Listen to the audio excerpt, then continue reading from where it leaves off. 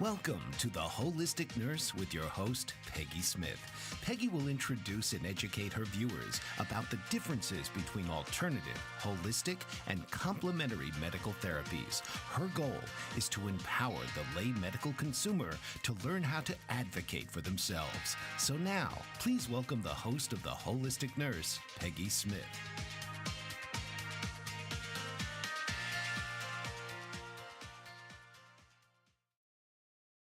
Hi, everybody. Welcome to this week's edition of The Holistic Nurse with Peggy Smith.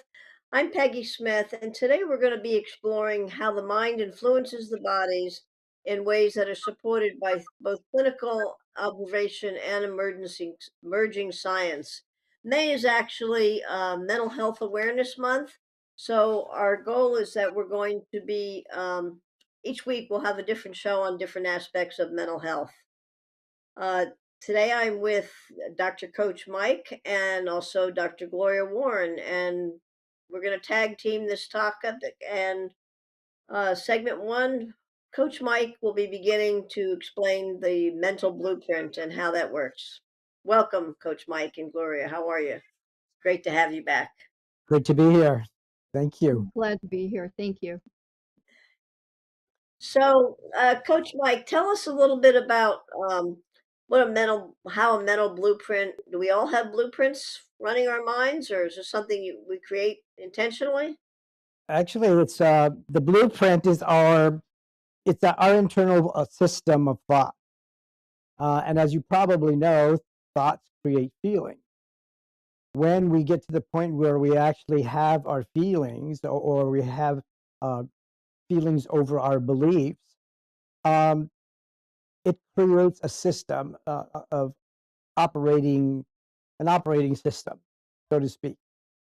So these patterns actually they directly influence our physiological responses to other things, and it it presents what we're calling the mind body connection. Uh, you know, a lot of people don't realize that when we have a feeling, endorphins are being pushed through our body, a positive feeling, or if we're having a negative feeling, hormones like adrenaline are pumping through our body, cortisol is pumping through our body. So these are physiological responses to our emotions. Our emotions are triggered by our thoughts. So it follows that the mind's instruction, you know, whether they're accurate or not, uh, is what's triggering these responses.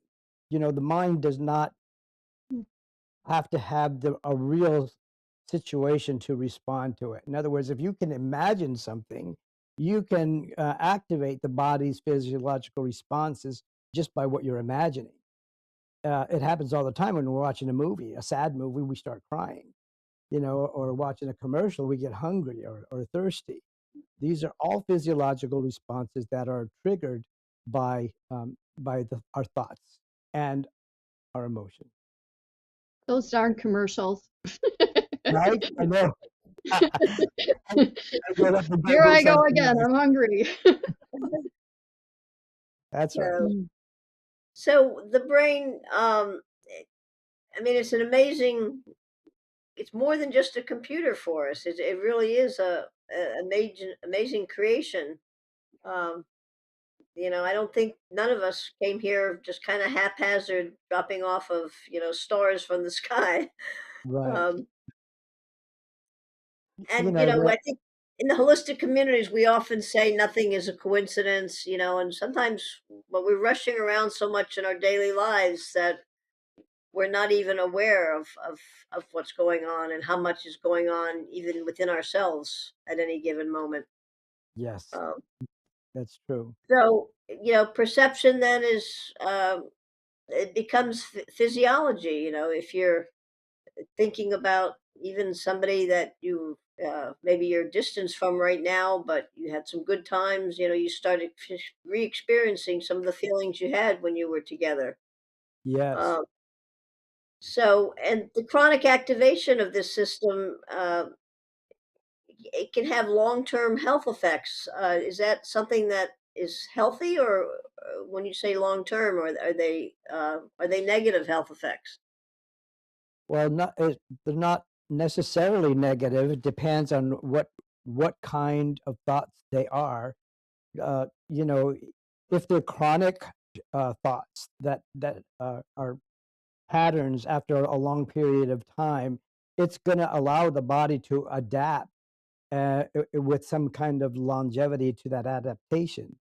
However, if it's an acute response, like a sudden fear, or sudden shock, or sudden depression, you hear bad news, or whatever, it's a lot different because the body is not going to set up a whole pattern over one event. So it all depends. And we can actually retrain our thought patterns. We can retrain our response um, to information. It's a matter of focusing on the most positive aspect of what we're hearing, and being able to reframe what we're hearing, because there's good news in everything, believe it or not. Sometimes it doesn't feel like it, but there actually is. I want to just stop you for a minute here, Mike, and I apologize. I'm used to often seeing Dr. Gloria with us, and I didn't properly introduce you.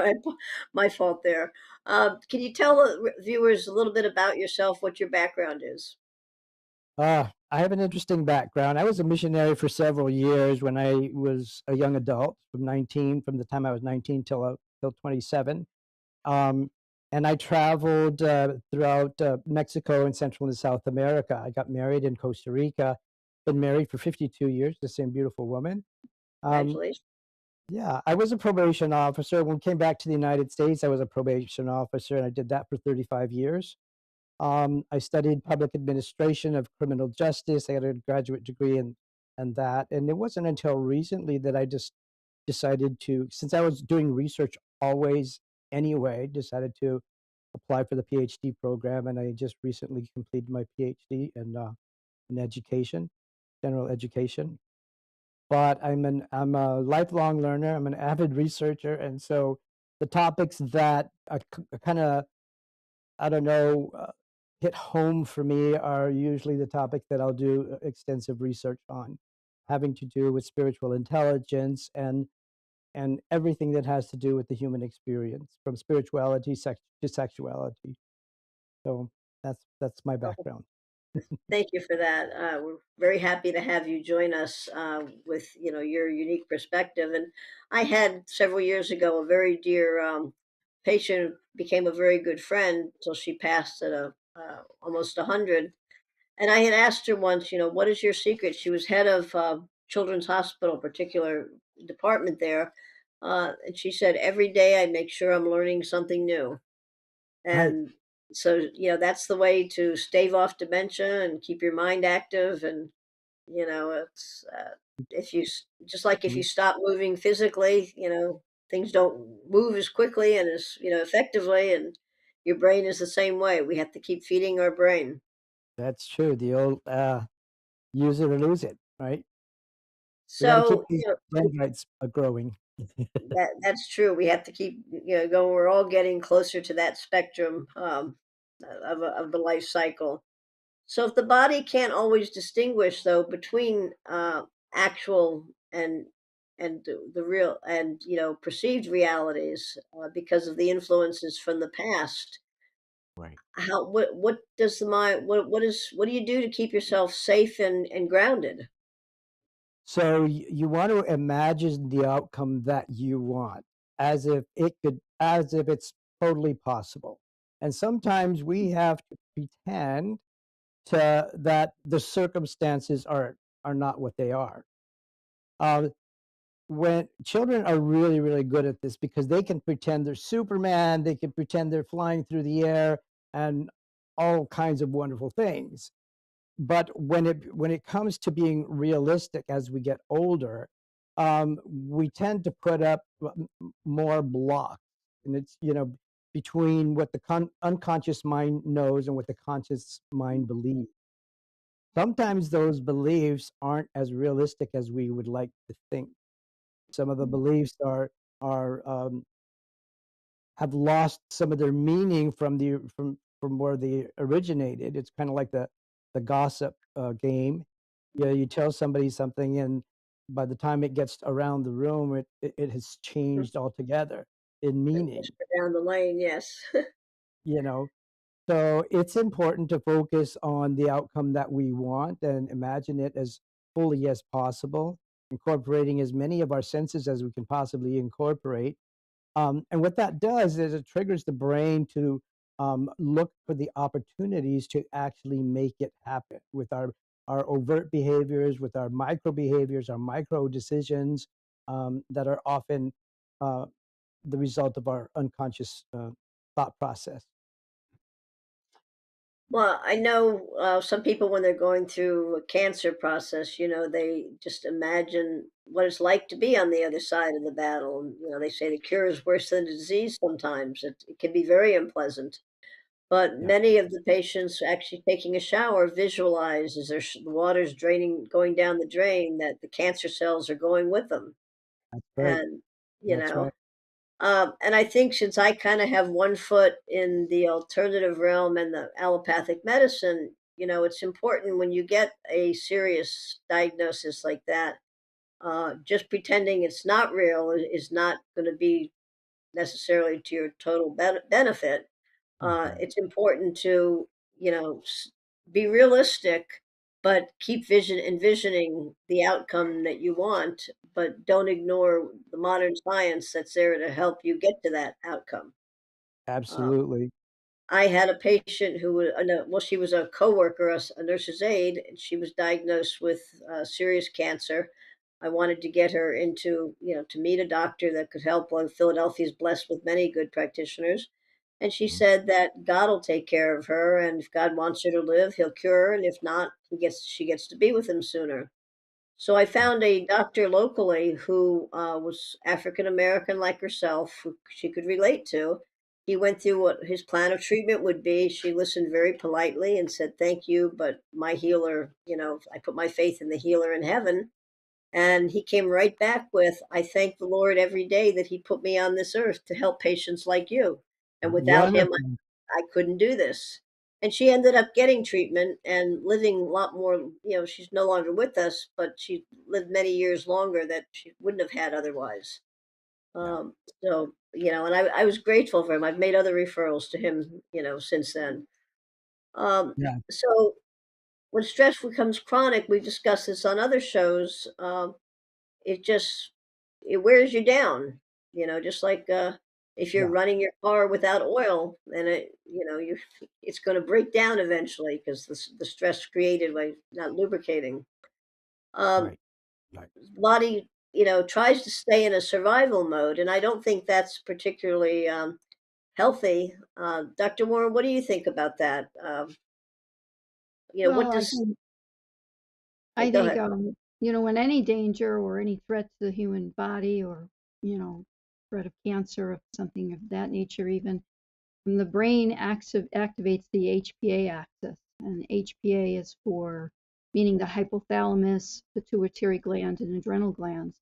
So that, of course, releases further cortisol and more stress hormones, which can actually increase the longevity of it. I mean, decrease the longevity and increase the terminal factors on the patient.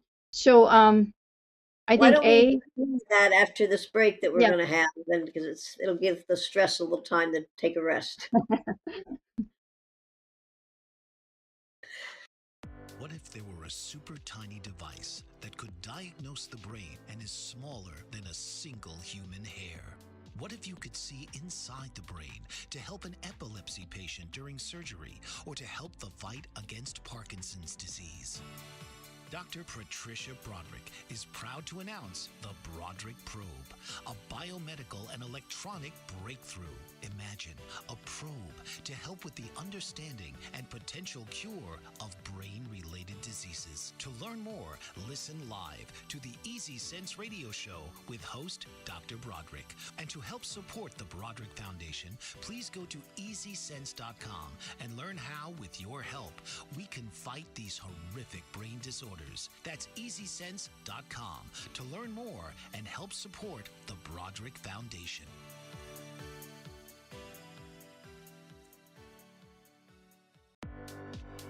author, radio show host, and coach, John M. Hawkins, reveals strategies to help gain perspective, build confidence, find clarity, achieve goals. John M. Hawkins' new book, Coached to Greatness: Unlock Your Full Potential with Limitless Growth, published by iUniverse. Hawkins reveals strategies to help readers accomplish more. He believes the book can coach them to greatness. Hawkins says that the best athletes get to the top of their sport with the help of coaches, mentors, and others.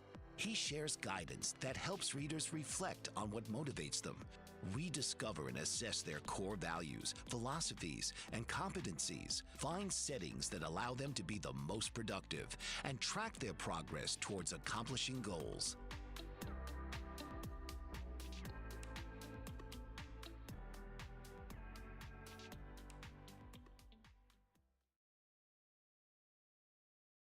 Welcome back to the Holistic Nurse with Peggy Smith as we kick off Mental Health Awareness Month, and with my teammates here, Dr. Gloria Warren and Dr. Coach Mike, and we're talking about, Gloria, I believe you were explaining some of the emotional events that happen physiologically with the whole Right, right. mind. When something emotional is threatening to your human body, the brain actually activates the HPA, activity, which is going to increase your hormones, your cortisol. And the body was designed, though, for short stress, not constant activation.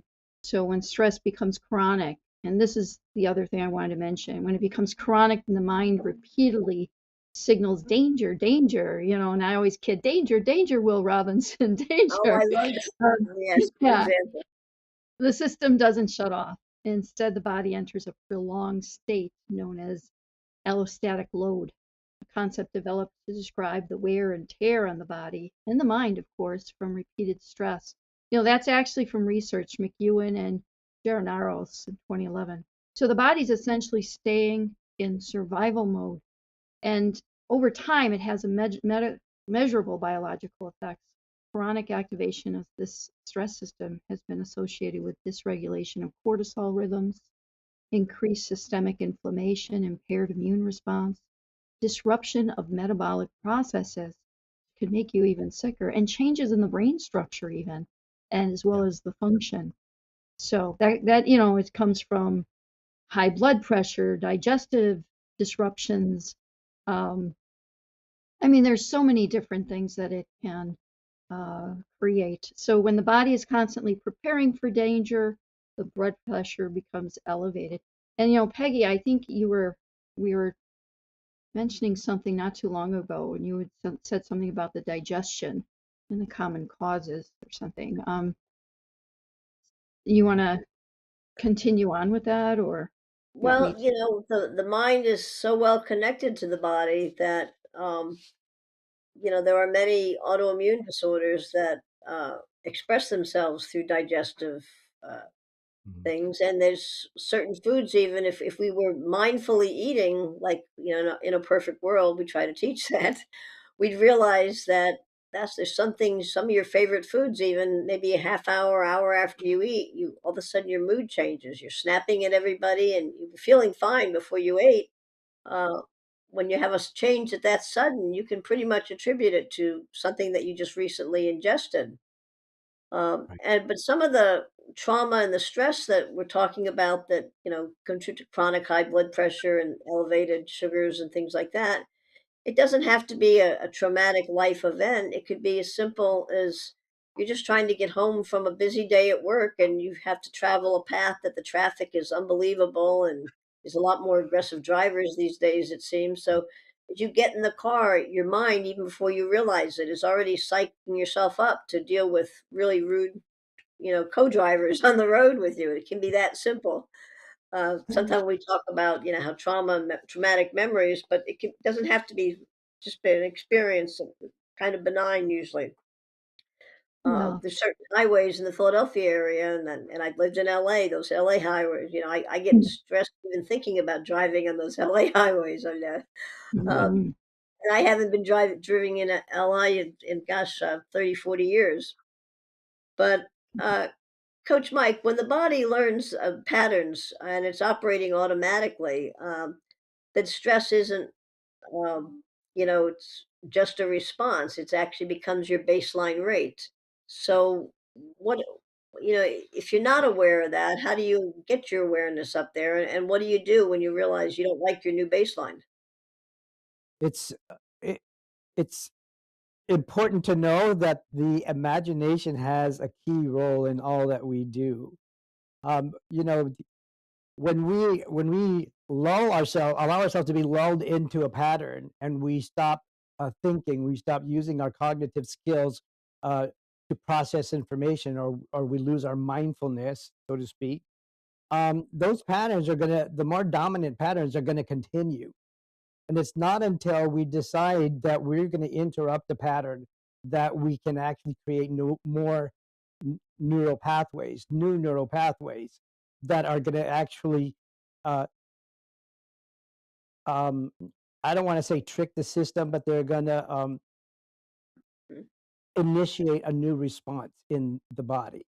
So they're gonna trigger a new response in the body.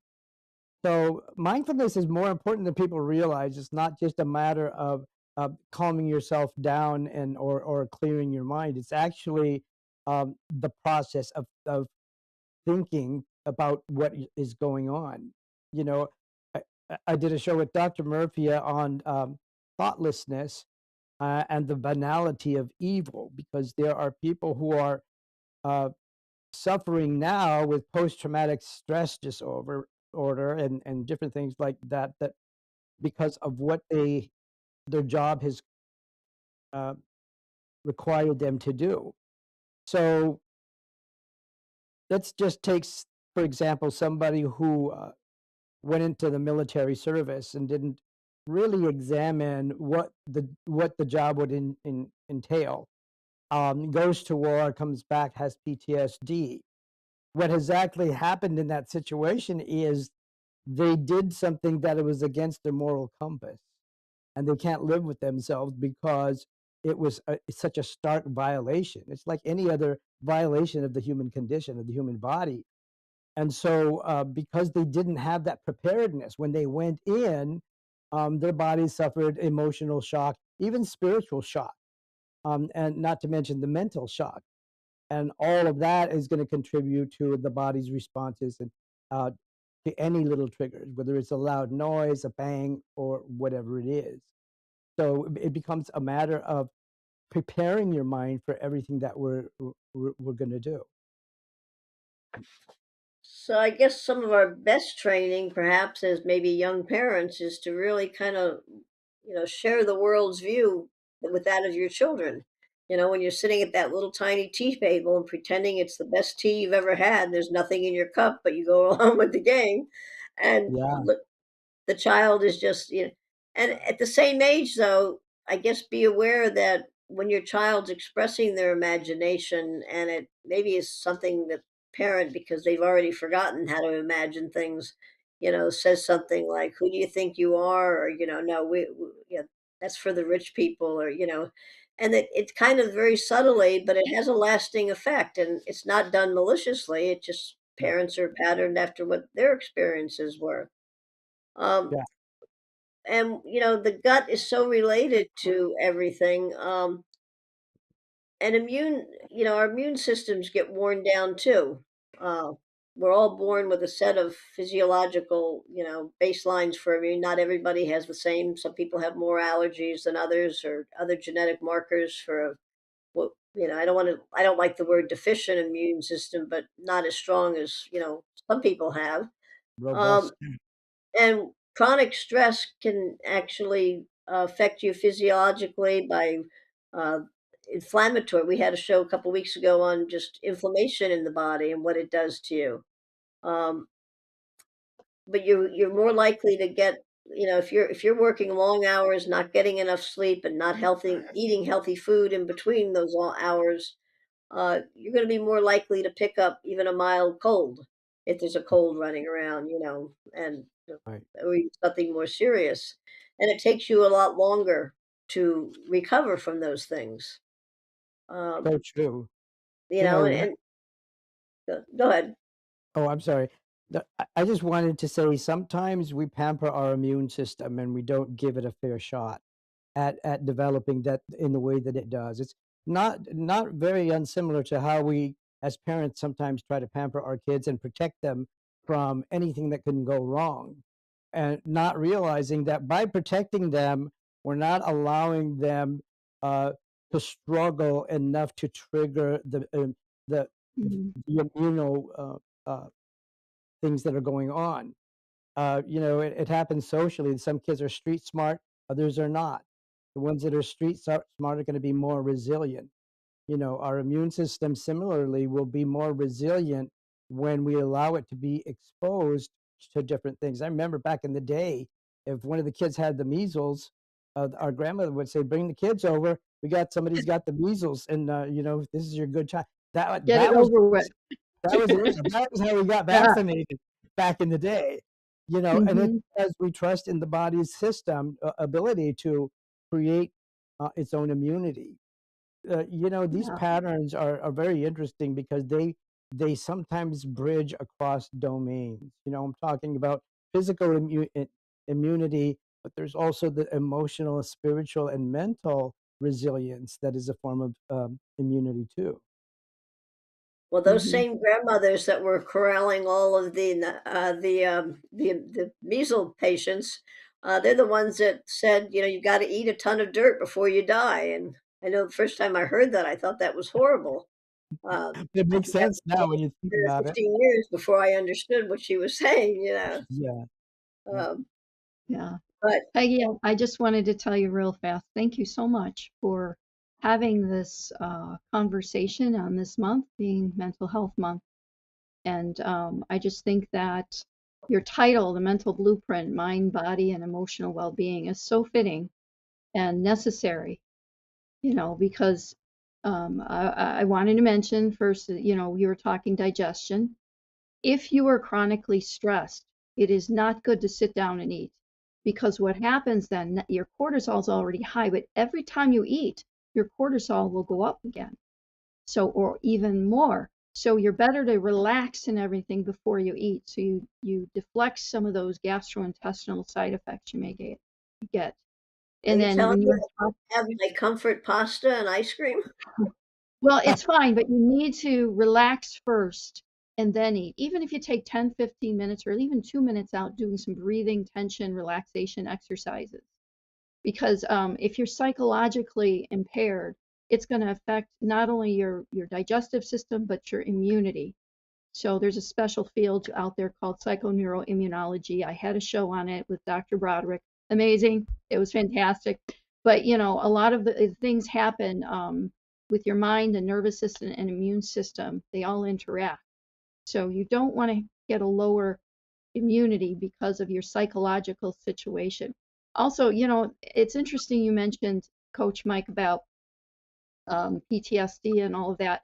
There was a research study done back in the around 2004, 2005, and it was one that I had studied before, and it actually said that more PTSD people that have this problem are not from the inner city who have seen people get shot and everything else.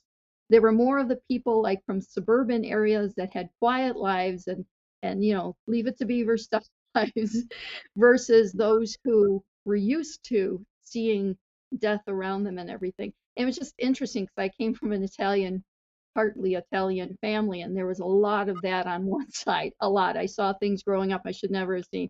But it's interesting on how it hardened the people, and it was more like, oh, that's old hat. So Right. there's a huge difference and variance out there with people. It's not he said, Coach Mike was saying anything like everybody's like this. It can happen like that, and there is a variance. But Well, I Oh, think we're going to definitely. we'll continue that thought when we come back from our break. But there is no universal human experience, I guess. A lot of. So we'll be right back, though. We'll continue this. Thank you. Did you know that your beliefs create your entire reality, but it's the subconscious beliefs that do most of the creating? Belief shifter and life coach Shiraz can help you identify those limiting beliefs and eliminate them, often in a single session. Like it was almost instant. Like I had relief right away. Creating better health, relationships, careers, and finances. Let Shiraz help you step out of safety and into awareness. Definitely something's happening. It's like a flow inside. It feels good. Whether in person or online, Shiraz provides personal coaching, belief shifting. Visit Shiraz at energeticmagic.com or call 416-529-7429. Energetic Magic. Find your greater happiness. Be well. Be aware. Be magical.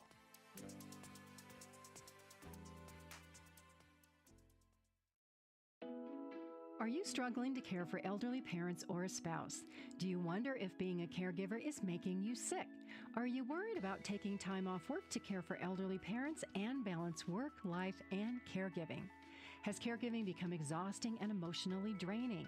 Are you an aging adult who wants to remain independent, but you're not sure how? I'm Pamela D. Wilson. Join me for the Caring Generation radio show for caregivers and aging adults, Wednesday evenings, 6 Pacific, 7 Mountain, 8 Central, and 9 Eastern, where I answer these questions and share tips for managing stress, family relationships, health, well-being, and more.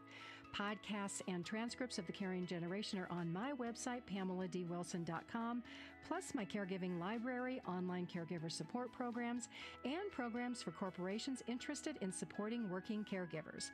Help, hope, and support for caregivers is here on the Caring Generation and PamelaDWilson.com. Welcome back to the Holistic Nurse with Peggy Smith, Coach Mike, and Dr. Gloria Warren, and we're continuing the mind-body connection and what we're doing to our immune systems. And really, some people think that they're defective if they're born with a less than adequate or less than standard immune system, but this is kind of like our superpower, is what it feels like to me. What do you think, Coach Mike? Yeah, I agree. And it's something that we can actually build. We can actually increase its power, its strength, um, by simply allowing a measured amounts of stimulation. I don't want to say give it too much stress, but a little bit of stress goes a long way, and it can be helpful.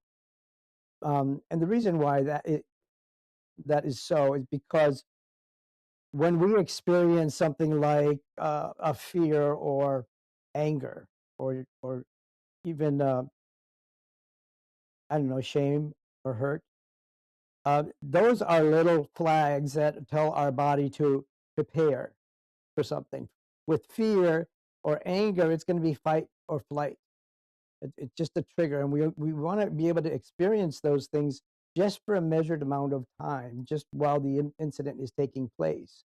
However, what happens with many of us is a gestalt will form, and a gestalt is the formation of uh, emotional patterns and thought processes that are triggered by similar events. So if I'm sitting there and somebody gets up and you know hits me in the face, um, my whole body is going to remember that incident from the position of the man that came over and hit me to the colors in the room, what was going on, the smells, all of that.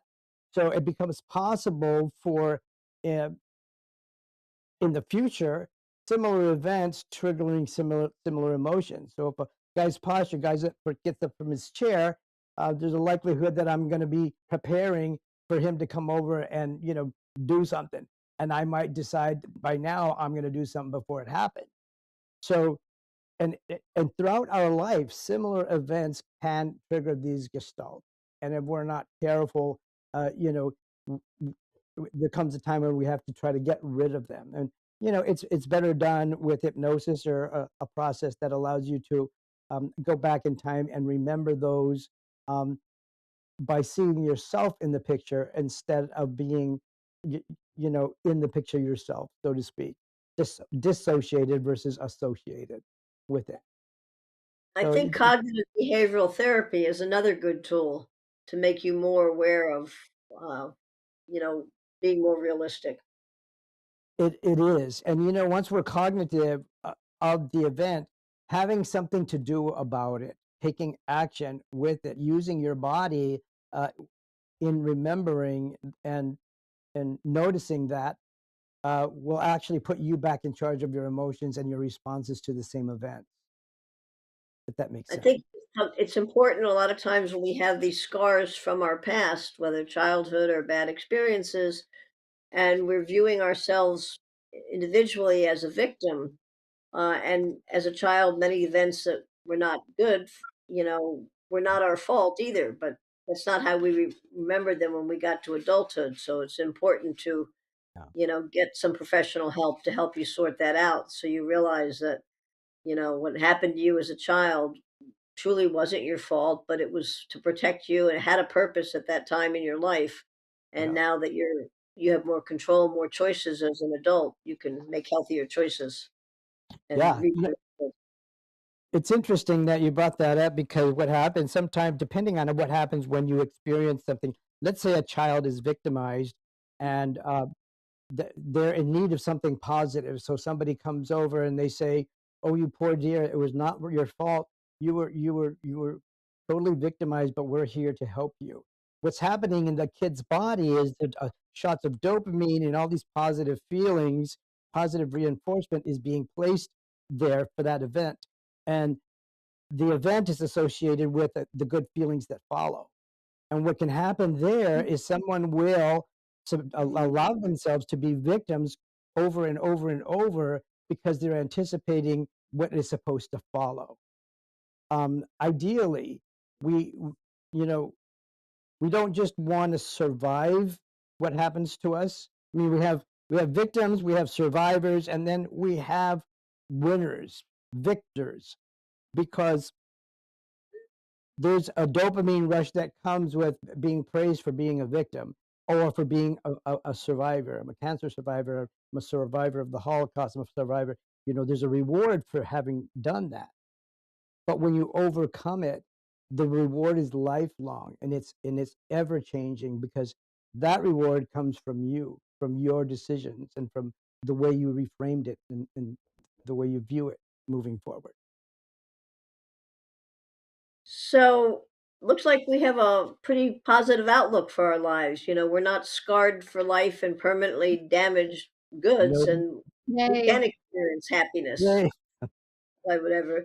Yeah. Um, so Gloria, what do you feel about interrupting these patterns? How do we increase our awareness, and their physiological things? Is it just a mental game? What do we need to do to make it work? No, it's everything because fear increases the cortisol and adrenaline. Anxiety activates the sympathetic nervous system, and the anger elevates those inflammatory markers, cardiovascular, and then the calm connection you get afterward, like Coach Mike said, releases oxytocin and activates the parasympathetic recovery. He said something that really stuck with me, and it's not just remembering, it's a physical response that you can control.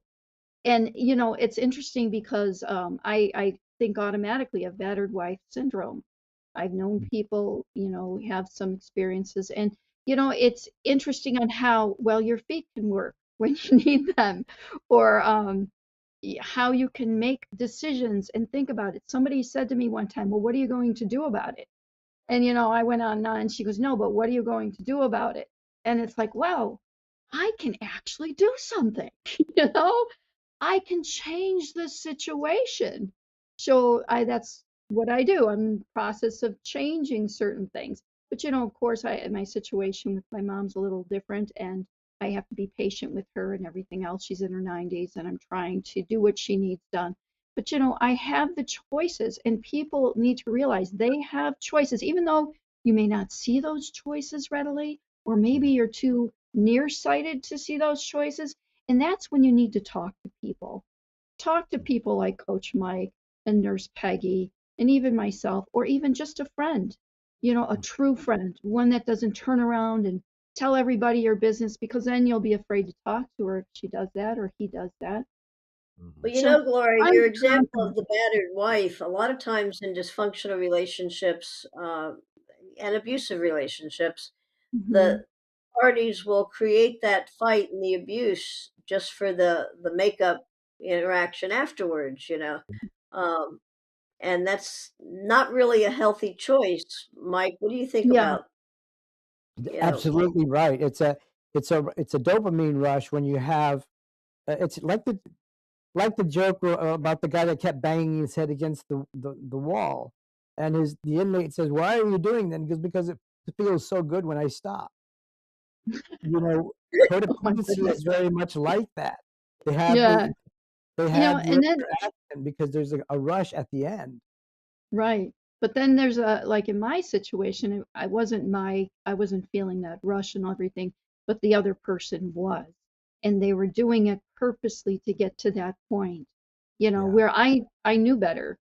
So it was just a matter of, I need to stop pretending here what's going on type of deal. But, everybody has some differences in their situation Yeah. and talking about it with people.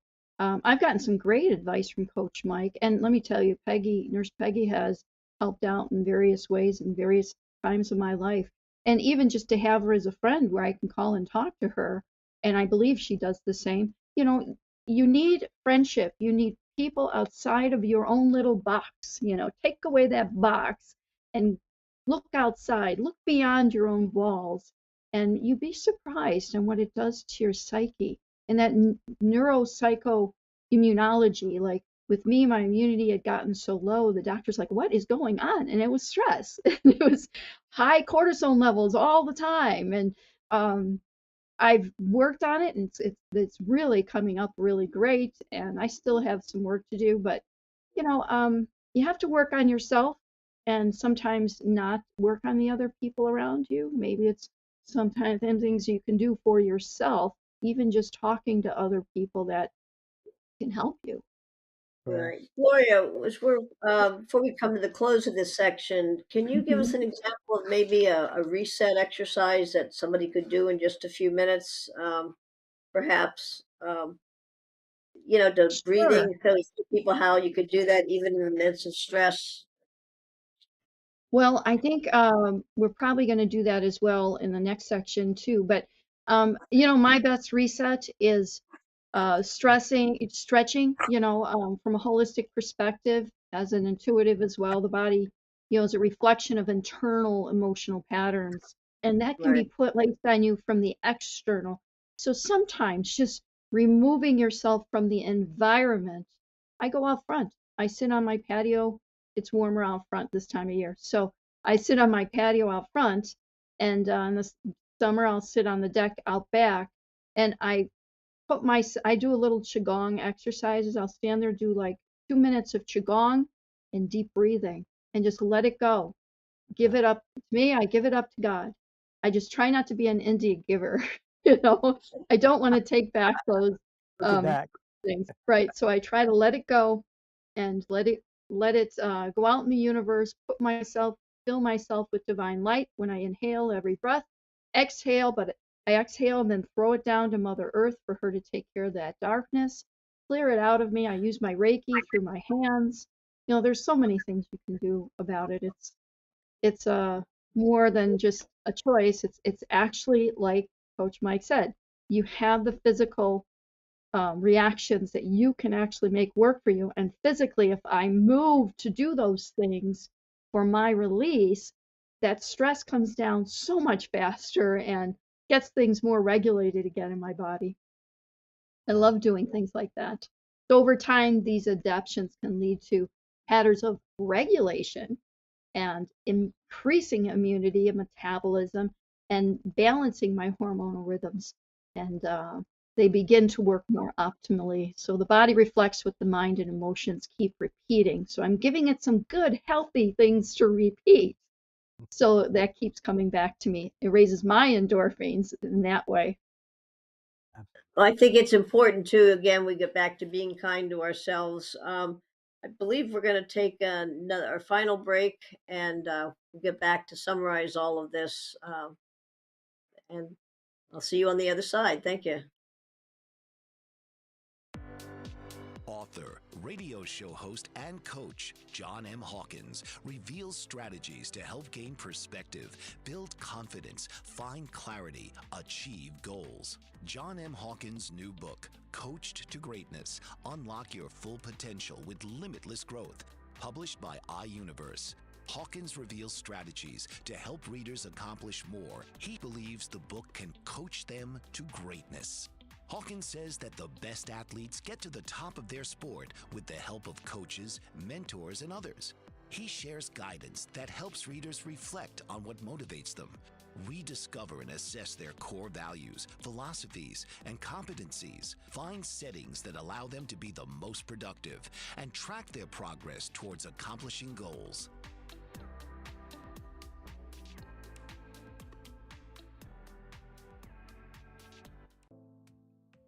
Did you know that your beliefs create your entire reality, but it's the subconscious beliefs that do most of the creating? Belief shifter and life coach Shiraz can help you identify those limiting beliefs and eliminate them, often in a single session. Like it was almost instant, like I had relief right away. Creating better health, relationships, careers, and finances. Let Shiraz help you step out of safety and into awareness.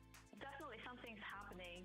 It's like a flow inside. It feels good. Whether in person or online, Shiraz provides personal coaching, belief shifting. Visit Shiraz at energeticmagic.com or call 416-529-7429. Energetic Magic. Find your greater happiness. Be well. Be aware. Be magical.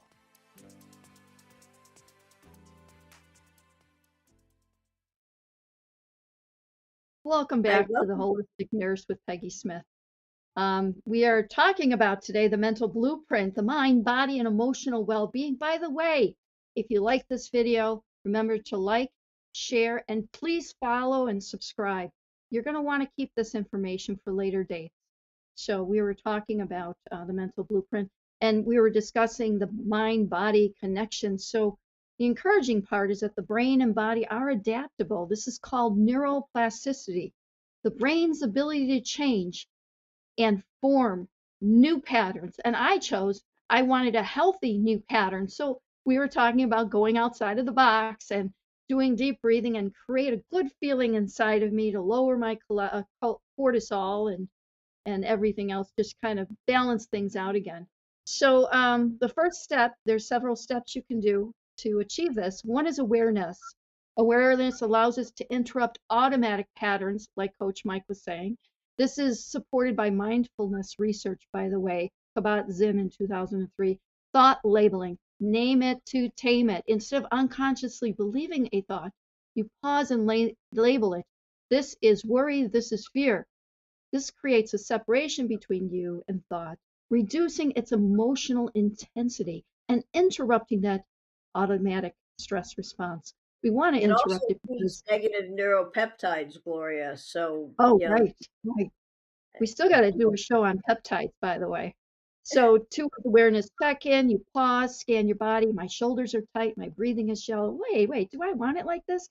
This brings attention out of the mental loop, the going around and around and into the present moment, which can begin to calm the nervous system.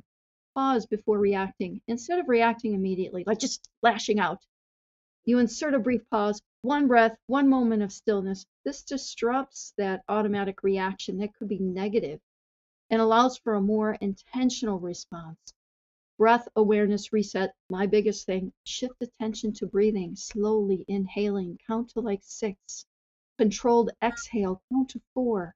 Focusing on the breath anchors the attention and signals safety to the body, reducing the physiological stress activation. And 5, reframing the thought. Once aware of a pattern, you gently shift it. I can't handle this. This is challenging, but I can work through it. This changes the emotional and the psychological response tied to that original thought. So be present in the moment, very grounding. You bring awareness to your environment, what you see, what you hear, what you feel. It interrupts rumination about the past and future and stabilizes the nervous system in the present moment. 7, emotional acknowledgement. Don't suppress it. Instead of pushing emotions away and acknowledging them, say, I feel anxious right now. I sense it. I feel it. This reduces that internal resistance and prevents the emotions from intensifying or being stored in the body.